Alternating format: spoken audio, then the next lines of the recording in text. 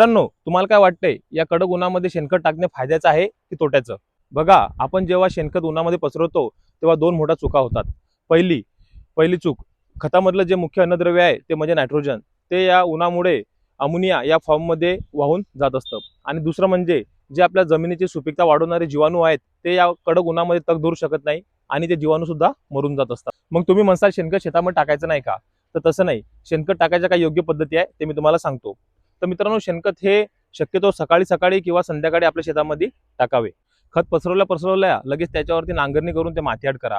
जेव्हा आपण आपलं खत माती आड करतो तेव्हा त्यातील ओलावा टिकून राहतो आणि नंतर जेव्हा पावसाळा सुरू होतो तेव्हा हे खत चांगलं कुजून ते आपल्या पिकाला ताकद देण्यास मदत करतं. लक्षात ठेवा, खत उघड्यावर टाकणे म्हणजे आपला पैसा आणि मेहनत दोन्ही वाया घालवणे आहे. म्हणून खत तर टाका, पण ते माती आड करणे विसरू नका. नाहीतर आपलं नुकसान तर होणारच आणि आपला पैसा सुद्धा वाया जाणार.